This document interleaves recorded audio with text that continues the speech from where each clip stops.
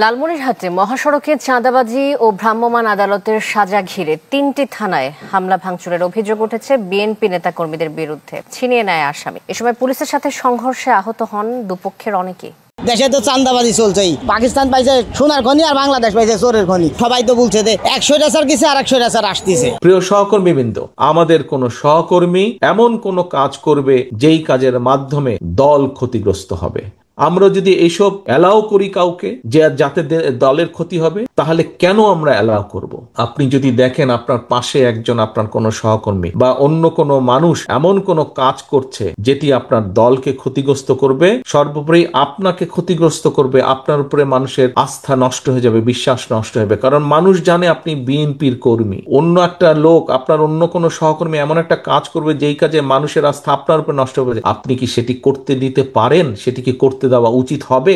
সেটিকে কারো করতে না, উচিত হবে না। আসসালামু আলাইকুম ওয়া রাহমাতুল্লাহি ওয়া বারাকাতুহু। যারা দেখছেন ভিডিওটি এই মুহূর্তে পর্যায়ে, তাদের উদ্দেশ্যে অনুরোধ থাকবে পুরো ভিডিওটি সম্পূর্ণ দেখবেন। পুরো ভিডিওটি না দেখে আপনারা কোথাও যাবেন না। সম্মানিত বন্ধুগণ, দর্শক শ্রোতা, এবারে বিএনপি নেতাকর্মীদের উদ্দেশ্যে কঠোর হুঁশিয়ারি দিল বিএনপির ভারপ্রাপ্ত চেয়ারপারসন তারেক রহমান। ফ্যাসিবাদের পতনের পর ফ্যাসিবাদের ভূমিকায় নতুন করে বিএনপির বেশ কিছু নেতাকর্মীদের আমরা দেখতে পাচ্ছি। তাদের কর্মকাণ্ড কার্যকলাপ থেকে বিএনপি সমালোচনার মুখে পড়ছে। বিএনপির দলের সুনাম নষ্ট হচ্ছে কিছু সংখ্যক নেতাকর্মীদের জন্য, যারা অতি উৎসাহী নেতা। বিভিন্ন জায়গায় বিএনপি নেতাকর্মীরা চাঁদাবাজিতে লিপ্ত হয়ে গেছে। ইতিমধ্যে জোরপূর্বক বিভিন্ন জায়গা দখল করছে, চাঁদাবাজি, মারামারি, খুন খারাপি, মানে সব কিছুই চলতেছে। প্রিয় দর্শক শ্রোতামণ্ডলী, এই সমস্ত যারা ঘটাচ্ছে, যারা করছে, তাদের উদ্দেশ্যে তারেক রহমান এবারে কঠোর হুঁশিয়ারি দিয়েছে। তারেক রহমান স্পষ্ট করেছে যে যারা এ সমস্ত ঘটনা ঘটাচ্ছে, এই সমস্ত ঘটনার সঙ্গে জড়িত, যারাই বিতর্কিত কর্মকাণ্ড করবে, যাদের জন্য দলের সুনাম নষ্ট হবে, তাদেরকে আর পরবর্তীতে কোনো ধরনের নোটিশ, সতর্ক করা হবে না। সরাসরি তাদেরকে দল থেকে বহিষ্কার করা হবে আজীবনের জন্য। তারেক রহমান কি বলল, প্রিয় দর্শক শ্রোতা, আমরা চলুন দেখে আসি, তারপরে কথা বলি, বিস্তারিত আলোচনা করি। প্রিয় সহকর্মীবৃন্দ, বিগত 15 বছর তো আপনারা যুদ্ধ করেই বেঁচেছিলেন, তাই নয় কি? খুন, গুম, হুলিয়া, কেস, কাচারি এইগুলাকে মোকাবেলা করেই তো আপনারা বেঁচেছিলেন। তাহলে সহকর্মীবৃন্দ, এই মুহূর্তে খুন, গুম, মিথ্যে মামলা, এগুলোর সমস্যা কি আছে? এইসবের কি সমস্যা আছে? এইসবের সমস্যা তো আপাতত নেই। কি আছে নাকি? আমি তো বুঝতে পারছি না। আছে না? নেই। আচ্ছা, ধন্যবাদ। আপনার সমস্যা যদি না থাকে, তাহলে কেন আমাদের কোনো সহকর্মী এমন কোনো কাজ করবে যেই কাজের মাধ্যমে দল ক্ষতিগ্রস্ত হবে? আপনাদেরকে যদি আমি জিজ্ঞেস করি, এই দলের জনগণের ভোটের অধিকারের দাবি রাজপথে নিয়ে আন্দোলন সংগ্রাম করার কারণে কারা কারা মিথ্যে মামলা খেয়েছেন? হাত তুলেন তো ভাই। কারা কারা মিথ্যে মামলা খেয়েছেন? হাত তুলেন। কারা কারা আদালতের বারান্দায় মাসের পর মাস, বছরের পর বছর ঘুরতে হয়েছিল? আপনারা সবাই মামলা খেয়েছেন, মিথ্যে মামলা খেয়েছেন। আচ্ছা, ধন্যবাদ, হাত নামা। এখন সহকর্মীবৃন্দ, এই যে আপনারা যারা মিথ্যে মামলার শিকার হয়েছেন, তাহলে আপনাদের কাছে কি কোনো কারণ আছে? আপনি বছরের পর বছর আদালতের বারান্দায় গিয়েছেন, অনেক সময় দেখা গেছে কেসের এমন একটা ডেট পড়েছে, সেদিন আপনার দলের অথবা পারিবারিক কোনো একটা গুরুত্বপূর্ণ বিষয় আছে যেখানে আপনার থাকতে হবে, কিন্তু আপনি থাকতে পারছেন না, আপনার কষ্ট হচ্ছে, সমস্যা আছে, বাধ্য হয়ে আপনাকে কোর্টে যেতে হচ্ছে। এরকম পরিস্থিতি হয়েছিল না? এরকম সিচুয়েশন হয়েছিল না? এরকম অনেকের জীবনে এরকম পরিস্থিতি হয়েছে। তাহলে সহকর্মীবৃন্দ, আপনি যদি দেখেন আপনার পাশে একজন আপনার কোনো সহকর্মী বা অন্য কোনো মানুষ এমন কোনো কাজ করছে যেটি আপনার দলকে ক্ষতিগ্রস্ত করবে, সর্বোপরি আপনাকে ক্ষতিগ্রস্ত করবে, আপনার উপরে মানুষের আস্থা নষ্ট হয়ে যাবে, বিশ্বাস নষ্ট হবে। কারণ মানুষ জানে আপনি বিএনপির কর্মী। অন্য একটা লোক, আপনার অন্য কোনো সহকর্মী এমন একটা কাজ করবে যেই কাজে মানুষের আস্থা আপনার উপর নষ্ট হবে, আপনি কি সেটি করতে দিতে পারেন? সেটিকে করতে দেওয়া উচিত হবে? সেটিকে কারো করতে না, উচিত হবে না। যদি সেটি হয়, তাহলে কেন আমাদের এত লক্ষ লক্ষ নেতাকর্মী এই অত্যাচার নির্যাতনের শিকার হলো? কেন আমাদের হাজারো নেতাকর্মী খুনের শিকার হলো? তাহলে তাদের আত্মদান্ত কি বৃথা যাবে না? আজ আমরা যদি এইসব অ্যালাউ করি কাউকে যে যাতে দলের ক্ষতি হবে, তাহলে কেন আমরা অ্যালাউ করব? কাজী সহকর্মীবৃন্দ, বাংলাদেশের সবচেয়ে বড় দলের সদস্য হিসাবে আপনার দায়িত্ব যেমন গণতন্ত্রের ভিত্তিকে শক্তিশালী করা, আপনার অবস্থান থেকে সেই কাজে অবদান রাখা, একইভাবে বাংলাদেশের সবচেয়ে বড় রাজনৈতিক দলের সদস্য হিসাবে আপনার দায়িত্ব হচ্ছে নিজেকে এবং অন্যকে অবশ্যই এমন কাজ থেকে বাইরে রাখা যাতে করে দলের সুনাম নষ্ট না হয়। সহকর্মীবৃন্দ, এটি আপনাদের সকলকে নজর রাখতে হবে। এই দায়িত্ব আজকে আমি এই পবিত্র দায়িত্ব আপনাদের এখানে উপস্থিত প্রত্যেকটি সহকর্মীকে আজকে এটা দিয়ে যাই, দায়িত্ব দিয়ে এখান থেকে যেতে চাই। এই দায়িত্ব আপনার আমাদের সকলের, আপনার আমাদের সকলের এই দায়িত্ব। দলের সুনামকে যে কোনো মূল্যে আমাদেরকে দলের সুনামকে ধরে রাখতে হবে। যারা সুনাম নষ্ট করে তাদেরকে কোনো রকম প্রশ্রয় দেওয়া যাবে না। প্রিয় সহকর্মীবৃন্দ, আরেকটি বিষয়, বড় দলের কর্মী হিসাবে, বড় দলের সদস্য হিসাবে, বড় দল হিসাবে আমাদের আরেকটি গুরুত্বপূর্ণ দায়িত্ব আছে।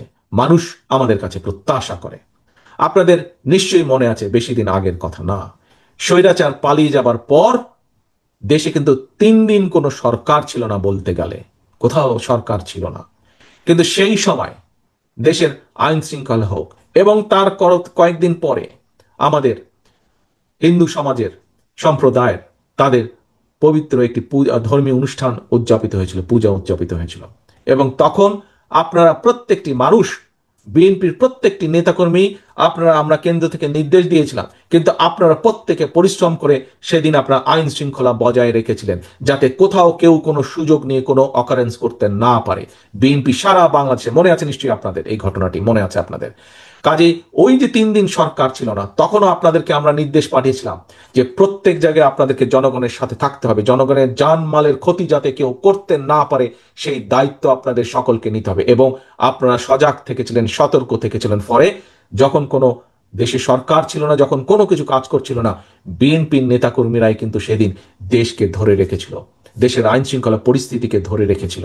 কাজে প্রিয় সহকর্মীবৃন্দ, আপনাদের সেই দায়িত্ব আজও শেষ হয়ে যায়নি, আজকেও আপনাদের দায়িত্ব আছে। তবে এখন যেহেতু অন্তর্বর্তীকালীন সরকার আছে, এখন যেহেতু সরকার চেষ্টা করছে সবকিছু আবার নর্মাল ভাবে চালানোর জন্য, আমাদের বড় দল হিসেবে অন্যতম প্রধান দায়িত্ব হচ্ছে আপনার এলাকার যে প্রশাসন আছে, সেই প্রশাসন যখন সহযোগিতা চাইবে এলাকার আইন শৃঙ্খলা রক্ষার জন্য, এলাকার মানুষের শান্তি শৃঙ্খলা রক্ষার জন্য, বিএনপি হিসাবে, বিএনপি নেতা হিসাবে, বিএনপির কর্মী হিসাবে আপনাদেরকে সেই সহযোগিতা দিতে হবে। অর্থাৎ মানুষের প্রত্যাশা অনুযায়ী আমাদেরকে চলতে হবে, মানুষ যা চাই সেই হিসাবে আমাদের চলতে হবে। গণতন্ত্রের ভিত যাতে শক্ত ভিত্তির উপরে রচিত হবে সেই ব্যাপারে আমাদেরকে সচেতন থাকতে হবে, কাজ করতে হবে। এবং আমাদেরকে আইন নিজের হাতে তুলে না নিয়ে প্রশাসন আমাদের সহযোগিতা চাইলে প্রশাসনকে সহযোগিতা করতে হবে, যাতে করে এলাকার মানুষের জান মালের নিরাপত্তা ঠিক থাকে। প্রিয় সহকর্মীবৃন্দ, সময় অনেক হয়ে গেল, অনেক লম্বা বক্তব্য দিয়ে ফেলেছি। এখন আমি চলে আসি আজকের সম্মেলনে। সহকর্মীবৃন্দ, আমাদের 1511 জন কাউন্সিলর একটু পরে তাদের মূল্যবান মতামত দিবেন ব্যালট পেপারের মাধ্যমে। আমরা এই কাজটির মাধ্যমে, ইনশাল্লাহ এই কাজটির মাধ্যমে আমরা আরেকটি জিনিস সারা দেশের মানুষের কাছে পৌঁছে দিতে চাই, যে বাংলাদেশ জাতীয়তাবাদী দল বিএনপি গণতন্ত্রে বিশ্বাস করে। আমরা গণতন্ত্রের প্র্যাকটিস যেমন ঘরের মধ্যে করি, আমরা গণতন্ত্রের প্র্যাকটিস দেশের রাজনীতির মাঠেও দেখতে চাই। আমরা দেখতে চাই, আমরা যেমন আমাদের কাউন্সিলর যারা, তাদেরকে যেরকম আমরা ভোটের সুযোগ করে দিতে চাই, ঠিক একইভাবে আমরা এই মেসেজ সকলের কাছে পৌঁছে দিতে চাই। আমরা চাই বাংলাদেশে যে 12,50,00,000 মতন ভোটার হবে আগামী দিনে, তারা যেন ব্যালটের মাধ্যমে তাদের মতামত প্রকাশ করতে পারে। সেই ব্যবস্থা, সেইটার বিরুদ্ধে যাতে কেউ ষড়যন্ত্র করতে না পারে, এ ব্যাপারেও আমাদেরকে সতর্ক থাকতে হবে। আজকে প্রিয় সহকর্মীবৃন্দ, আমরা আকাশ বাতাসে মাঝে মাঝে কিছু কথা শুনতে পাই। শহীদ জিয়ার কর্মী হিসাবে, দেশনেত্রী খালেদা জিয়ার সৈনিক হিসাবে সারা বাংলাদেশে আমাদের নেতা কর্মী সকলকে, বিএনপি সৈনিক হিসাবে, কর্মী হিসাবে আমাদেরকে এসব ব্যাপারে সজাগ থাকতে হবে। আমাদের বহু নেতাকর্মী প্রাণ দিয়েছে, বহু নেতাকর্মী পঙ্গুত্ব বরণ করেছে, বহু নেতাকর্মী বহু অত্যাচার নির্যাতন সহ্য করেছে জনগণের ভোটের অধিকার প্রতিষ্ঠিত করার জন্য। কাজে এই অধিকার নিয়ে যেন কেউ কোনো ষড়যন্ত্র করতে না পারে, এই ব্যাপারে আমাদেরকে সতর্ক থাকতে হবে। প্রিয় সহকর্মীবৃন্দ, আসুন আজকে সকলে মিলে আমরা এখানে একত্রিত হয়েছি এই কাউন্সিল অনুষ্ঠানকে সফল করার জন্য। আমরা যেভাবে এলাকার শান্তি শৃঙ্খলা রক্ষার জন্য আমরা প্রশাসনকে সহযোগিতা করব, একইভাবে আজকের এই কাউন্সিল অনুষ্ঠান যাতে শান্তি শৃঙ্খলার মাধ্যমে সুন্দরভাবে সম্পন্ন হতে পারে এবং কাউন্সিলররা যাতে তাদের মতামত সুন্দরভাবে, সঠিকভাবে, স্বচ্ছভাবে যাতে তারা দিতে পারেন তাদের মতামত, সেই ব্যাপারেও আমাদেরকে ঐক্যবদ্ধ থাকতে হবে, ডিসিপ্লিন থাকতে হবে আমাদেরকে। প্রিয় সহকর্মীবৃন্দ, আমি আজকে এই কাউন্সিল উপলক্ষে যে নির্বাচন কমিশন গঠন হয়েছে, এই নির্বাচন কমিশনে আমাদের 3 সদস্যের নির্বাচন কমিশন গঠিত হয়েছে। চেয়ারম্যান হচ্ছেন অ্যাডভোকেট আব্দুল হক ফারাজি, সদস্য আছেন সহকারী অধ্যক্ষ করিম মৃধা কলেজের মোহাম্মদ মশিউর রহমান, করিম মৃধা কলেজের আরেকজন শিক্ষক আছেন সদস্য হিসাবে মোহাম্মদ নাসির উদ্দিন। আমি আশা করব এই নির্বাচক মণ্ডলী যারা আছেন, পরিচালনা কমিটি যারা আছেন, তারা সুন্দরভাবে এই কাউন্সিল অনুষ্ঠানটি সম্পন্ন করতে পারবেন। আমি একই সাথে ধন্যবাদ জানাতে চাই আজকে যে অনুষ্ঠানের সভাপতি অর্থাৎ এই আহ্বায়ক যে কমিটি যারা সুন্দরভাবে একটি কাউন্সিল অনেক কষ্টের পরে এই কাউন্সিল অনুষ্ঠান সম্পন্ন যারা সুন্দরভাবে করতে সক্ষম হচ্ছেন, তাদেরকে আমি ধন্যবাদ জানাতে চাই। আমি ধন্যবাদ জানাতে চাই আজকের অনুষ্ঠানে যে উদ্বোধক আব্দুল্লাহ আল মিন্টু সহ, আমি air vice marshal Altaf Hossain সাহেব সহ যারা নেতৃবৃন্দ এই কাউন্সিল অনুষ্ঠানকে সহযোগিতা করছেন, যারা সুন্দরভাবে এটিকে সম্পূর্ণ করার জন্য সকল রকম উদ্যোগ গ্রহণ করেছেন, বিভাগীয় সাংগঠনিক সহ যে সকল নেতৃবৃন্দ উপস্থিত আছেন, প্রত্যেককে আমি ধন্যবাদ জানাতে চাই। আমি সর্বোপরি ধন্যবাদ জানাতে চাই আমার উপস্থিত এখানে 1511 জন কাউন্সিলর এবং এর বাইরে যারা ডেলিগেট বৃন্দ আছেন, আপনাদের প্রত্যেককে আমি আন্তরিকভাবে ধন্যবাদ জানাতে চাই। এখন পর্যন্ত সকাল থেকে এই মুহূর্ত পর্যন্ত যে এই অনুষ্ঠানটিকে সুন্দরভাবে সফলভাবে আপনারা সম্পন্ন করেছেন, আমি প্রত্যাশা করব, আমি আশা করব ইনশাল্লাহ আমার বক্তব্য শেষের পরে যে ভোট গ্রহণ হবে এবং শেষ পর্যন্ত এই অনুষ্ঠানকে আপনারা প্রথম থেকে যেভাবে সহযোগিতা দিয়ে সফল করেছেন, শেষ পর্যন্ত আপনাদের এই সহযোগিতা আপনাদের অব্যাহত থাকবে এবং শুরুতে যেভাবে সফল করে নিয়ে এসছেন এই মুহূর্ত পর্যন্ত, শুরু থেকে শেষ পর্যন্ত একইভাবে এই সফলতার ধারাবাহিকতা অব্যাহত থাকবে। এই পাটগ্রাম থানা চত্বরে বিষয়গুলো পর্যবেক্ষণ করছি গতকাল রাতে, কিন্তু যে 12:30টার ঘটনা। আসলে এখানে বালু মহল এবং বালু ইজারা পয়েন্ট 9টি রয়েছে, যার ইজারা নিয়েছেন স্থানীয় বিএনপি নেতৃবৃন্দ এবং সেখান থেকে সন্ধ্যার দিকে তারপরে কিন্তু গুজব বাদে সেই দুজনকে থানা চত্বরে নিয়ে আসা হলে, এখানে রাখা হলে স্থানীয় বিএনপি নেতৃবৃন্দ এবং ইজারাদারের লোকজন এখানে জড়ো হয় ধীরে ধীরে এবং এক পর্যায়ে এখানে পুলিশের কাছে তারা জানতে চায়, তাদের এখন আমাদের সাংবাদিকদের লালমনিরহাট পাটগ্রাম স্বাধীন হয়ে গেছে, তো আমাদের নির্বাচন কমিশনারের সাথে একটু আলাপ করতে হবে। ফোন নাম্বার নাই আমার কাছে, ফোন নাম্বার থাকলে কল দিয়ে কইতাম যে স্যার ওই পাটগ্রাম লালমনিরহাট আর নির্বাচন করার দরকার নাই, ওইটা লেখা দিয়ে দেন ওনাদেরকে, ওনারা পাস। খামাখা আমার নির্বাচন করা, পোস্টার লাগাও, খরচ করো, কি দরকার? পাস তো। থানা ঘেরাও করে ফেলাইছে, থানা থেকে 2 জন আসামি ছিনায় নিয়ে গেছে। থানা যখন ঘেরাও করে, এই থানা থেকে পার্শ্ববর্তী থানায় টেলিফোন করছে, সাহায্য চাইছে যে পুলিশ ফোর্স পাঠাও, ওই থানাও ঘেরাও করে ফেলাইছে। হায় হায় হায়, কত বড় দল! পুরা স্বাধীনতা ঘোষণা তো ভাই। পাটগ্রাম ওনাদের হাতে, সত্যি সত্যি দরকার নাই পাটগ্রামে নির্বাচন করার, ওনাদের দিয়া দেন এবং যেখানে যেখানে ওনাদের এমন ক্ষমতা আছে সব দিয়া দেন। খামাখা কি দরকার থানা টানাও ঘেরাও কইরা? আর ওনাদের ধৈরেন না, কারণ ধৈরা তো লাভ নাই। আপনারা ধৈরা নিয়ে যাবেন, ওনারা এসব থানা ঘেরাও করে নিয়ে যাবে। আপনাদের বেজ্জতি, তো পুলিশের বেজ্জতি হইতাছে, চরম বেজ্জতি হইতাছে। এরকম বেজ্জতি হইতে হইতে একটা টাইমে এমন জায়গায় চলে যাবে, পুলিশের সেই যে কাপড়টা না লন্ড্রিতে নিতে চাবে না, যে লন্ড্রিতে নিতে চাইবে না পুলিশের কাপড়, বলবে যে না আপনাদের কাপড় আমরা ধুমু না, আপনারা দেশের জন্য কিছুই করতে পারলেন না, অতীতও পারেন নাই, এখনো পারেন নাই। কেন পারে নাই বুঝলাম না। পুলিশকে ভয় পায় না, এইটা আবার কোন দেশ? পুলিশকে ভয় পায় না, আইন কানুন ভয় পায় না, কোনো কিচ্ছুতে ভয় পায় না, ধরে দিলেই আবার ছাইড়া দেয়। হ্যাঁ, এই যে আজকে র্যাবের একটা প্রেস কনফারেন্স ছিল, ওইখানে বলতেছিল কোন এক চাঁদাবাজ, মানে কি জানি একটা মানে কেমন যেন একটা বিভৎস নামটাও মনে নাই, এরে ধৈরা থানায় দিছে, থানা থেকে জেলে পাঠাইছে, জেল থেকে বাইরে হইয়া আবার সন্ত্রাসী কার্যক্রম করতেছে। ওর যন্ত্রণা ওই এলাকায় কেউ ঘুমাইতেই পারে না, আজকে আবার অ্যারেস্ট করছে। এদিকে আর্মিও কিন্তু প্রেস কনফারেন্স করছে, ওনারা বলছে যে লুট হয়েছিল, যে আর্মস ওই আনসার 80% ওনারা উদ্ধার করছে এবং আইন শৃঙ্খলা আগের চেয়ে একটু বেটার বর্তমানে, এটা বলছে। এটার সাথে আমিও একমত, অনেক বেটার। কিন্তু এই যে এরকম ঘটনা যদি ঘটে, বিশাল ঘটনা তো, 2টা থানা ঘেরাও, পুলিশ ঘেরাও, আসামি ছিনে রয়ে যাইতেছে, কি বার্তা দিতেছে সারা বিশ্বে? এটা তো ভয়াবহ ব্যাপার। এমন না যে নিষিদ্ধ করছে যাদেরকে, তারা এই ধরনের ঘটনা ঘটাইতেছে। ভাই আমরা কি ভাবছিলাম, আওয়ামী লীগকে যখন নিষিদ্ধ করে, নিষিদ্ধ মানে কি, ওনাদের কার্যকলাপ নিষিদ্ধ থাকবে, আওয়ামী লীগ নিষিদ্ধ না। ওই আওয়ামী লীগকে আমরা কি মনে করছিলাম যে ওরা এমন সন্ত্রাসী কর্মকাণ্ড চালাবে, সরকারকে অস্থির করে ফেলাবে? না ভাই, এরকম কিছু করে নাই। করলো কে? আপন মানুষ, একেবারে আপন মানুষ, যাদের নিয়ে এই জুলাই গণ অভ্যুত্থান হয়েছিল। হ্যাঁ, ওনাদের সঙ্গে নিয়ে তো জুলাই গণ অভ্যুত্থান হয়েছে। গত 16 বছর শেখ হাসিনা যাদের উপর জুলুম করছে, তাদেরই তো সবচেয়ে বড় দল এই বিএনপি ভাই, সবচেয়ে বড় দল, তাদের উপরও তো জুলুম হয়েছে। সেই জুলুম থেকে উঠে আইসা আবার কিভাবে জুলুমবাজ হয়ে যাচ্ছে, এইটাই তো আমার মাথায় ঢুকে না। দেখবেন অনেকেই বলে শেখ হাসিনার হাতে আবার দেশটা ছাইড়া দেন, দেখবেন সবাই সোজা হয়ে যাবে। এই কথাটা কিন্তু বলে, এই কথাটার একটা অর্থ আছে ভাই। মানুষ অসহ্য হয়ে গেছে। আরে আমরা ডক্টর মোহাম্মদ ইউনূস স্যারের কাছে তো একটা শান্তি আশা করছিলাম, সেটা তো পাচ্ছি না। কিন্তু পরে আমরা কার কাছে আশা করছিলাম? বিএনপির কাছে, যেটা বড় দল, তারা ক্ষমতা আসবে, তারা আমাদেরকে শান্তি দিবে। কিন্তু তারা বলতেছে নির্বাচন কইরা এসা শান্তি দিমু, নির্বাচনের আগে শান্তি দিতে পারুম না। বলে নাই, মানে কার্যকলাপে দেখাই দিতেছে নির্বাচনের আগে শান্তি দিতে পারুম না। যদি পারতো ভাই, 3000-এর উপরে বহিষ্কার করছে এই দল থেকে বাইক করে ছুঁড়া ফালাই দিছে। কিন্তু থামছে কি? থামে নাই, চলছে চলছে চলছে। এই যে দেখেন মুরাদনগরে 2জন নারী 1জন পুরুষ পৃথিবী থেকে বিদায়। পুরা গ্রামবাসী 14টা গ্রামের লোকজন এসে ঘেরাও কইরা বিদায় কইরা দিছে। কারণ মুরাদনগরের মানুষের মুখের কথা শুনেন। এদেরকে ধইরা পুলিশে দিল নাকি ছাইরা দিত আগে থেকেই। এরা গত 20 বছর যাবত এখানে মাদক ব্যবসা করে, ইয়াবা বেচে, গাঁজা বেচে, ফেন্সিডিল বেচে। এদেরকে ধইরা জেলে দিল, আবার বাইরে হয়ে চলে আসে। এরা ওইখানে তাপালিং কইরা বেড়ায়, তাও কি মানে না?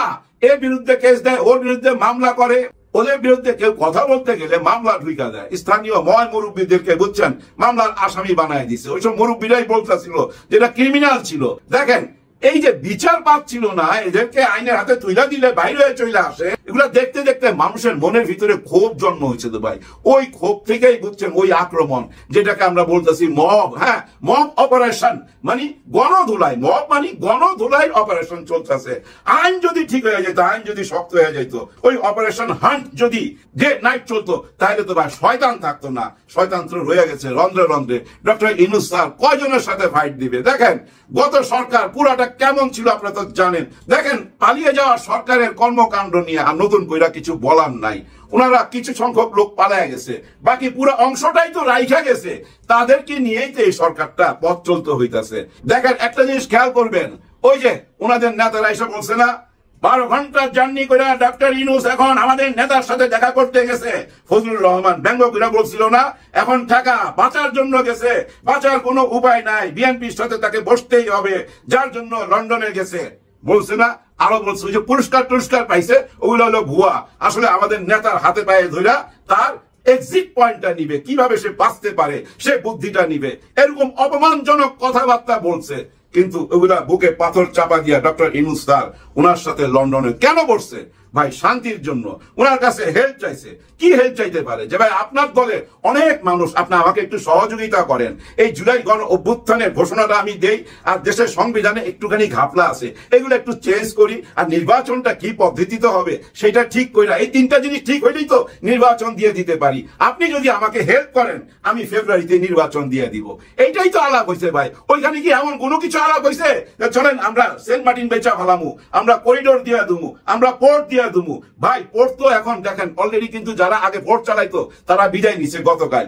এখন 6 মাস চালাবে আমাদের নেভি। 6 মাস পর ওই যে ডক্টর ইউনূস স্যার যেটা বলছিল, ওনারাই চালাবে, দুবাই থেকে ওনারাই এই পোর্ট চালাবে। লেখা রাখেন ভাই, লেখা রাখেন। এইসব ব্যাপারে আলাপ হয়েছে। ডক্টর ইউনূস স্যার তারেক রহমান সাহেবকে বুঝাইতে পারছে যে হ্যাঁ এটা কারেক্ট, এটা দেশের জন্য ভালো। যার জন্য দেখেন না ওনাদের নেতারা আর ভোট নিয়ে কোনো কথা বলে না। এই ধরনের দেশের উন্নতির আলাপ হয়েছে। আর মেইন আলাপ যেটা হয়েছে আইন শৃঙ্খলা বাহিনীকে হেল্প করতে হবে, কিন্তু সেই হেল্পটা কি করতে পারছেন?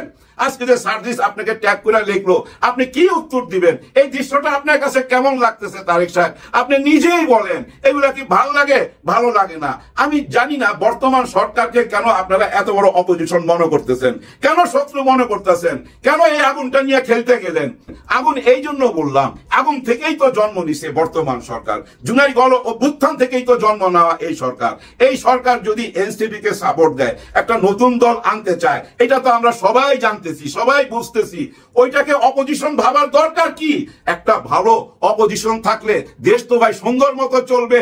ওই যে জিএম কাদের সাহেবের মতো যদি অপোজিশন চান, তাহলে কি দেশ সুন্দর হবে? সুন্দর হবে না। এই অপোজিশন ভাইবা এনসিপি এই যে গত 9-10 মাস শুনতেছি কিংস পার্টি করতেছে, ডক্টর মোহাম্মদ ইউনূস স্যার ওনাদেরকে ক্ষমতা দিয়ে চলে যাবে, জামাত ইসলাম, হেফাজত, চরমোনাই সবাই মিলা ওনারা এক হয়ে গেছে, একটা প্ল্যাটফর্মে চলে আসছে। হ্যাঁ, আপনাদের কথা ঠিক আছে, ওনারা একটা জায়গায় আসছে। এই মানে কি?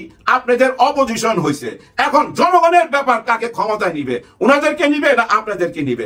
আপনাদেরকে নিবে তো সবাই বলে, এবং দেশের বড় বড় বুদ্ধিজীবীরা আপনারা ক্ষমতায় যাইবেন দেখা আপনাদের পক্ষে কথা বলে। ইউনূস স্যারকে পচায়, রাত দিন পচায়। এই সরকারের এইটুক ভুল হইলে তিলকে তাল বানায়া প্রচার করতে থাকে, সরকার কিচ্ছু বলে না। কারণ আপনারা ক্ষমতায় যাইতেছেন, ওনারা ক্ষমতার সঙ্গে থাকতে চায়। দেশের জনগণও কিন্তু ক্ষমতার সঙ্গে থাকতে চায়। দেশের অনেক মানুষ আছে ভাই, কাজ নাই, কাম নাই, কিছু নাই, তাদেরকে রাজনীতি কইরা খাইতে হয়, তারা ক্ষমতার সঙ্গে থাকতে হয়। তার মানে তো এটা ভালো কথা।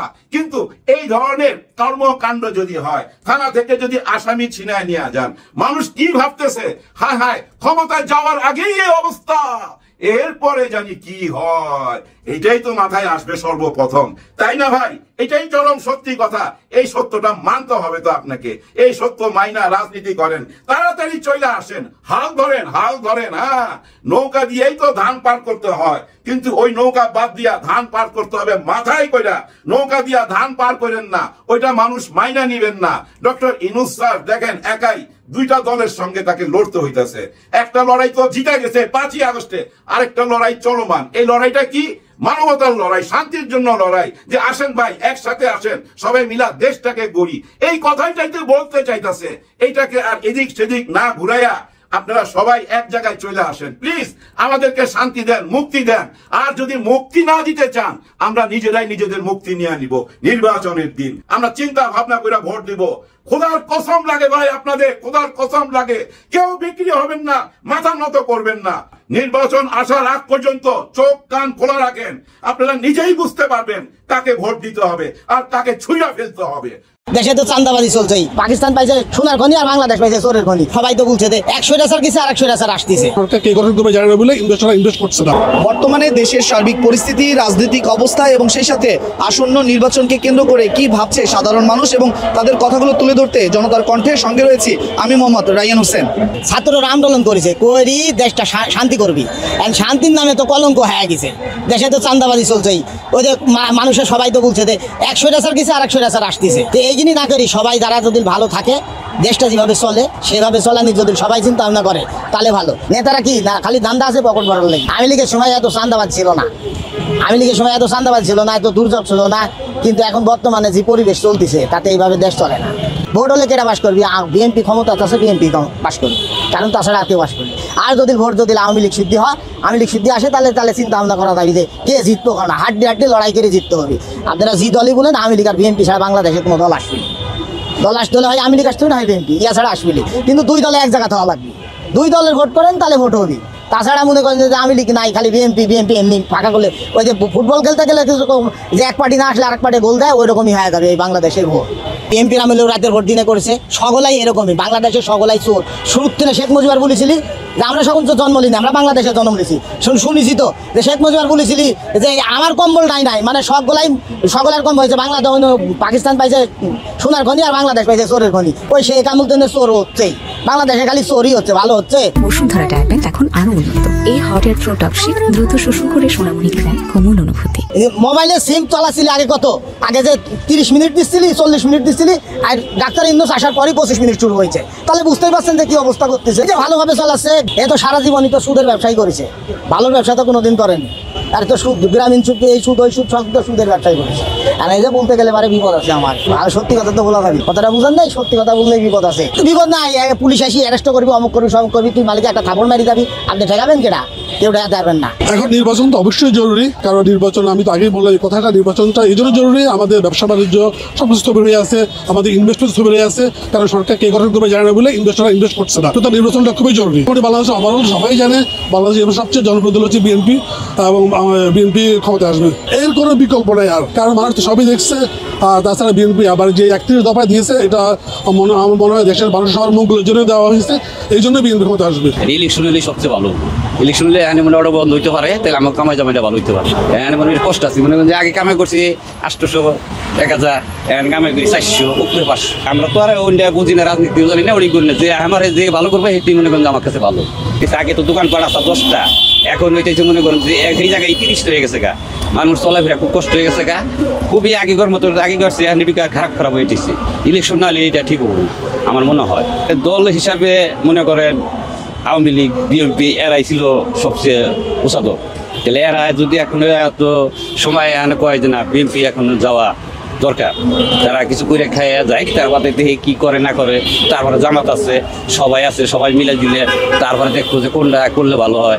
আগে ভোট দিতে পারি নাই, ভোট দিতে পারি নাই, মনে করেন যে ওই যে গেলাবারে কয় ভোট দেওয়া গেছে গা ভোট দিতে পারিনি। সামনে আশা আছে যে ভোট দিব, এখানে কেমনি হবো এটা বলতে পারলো।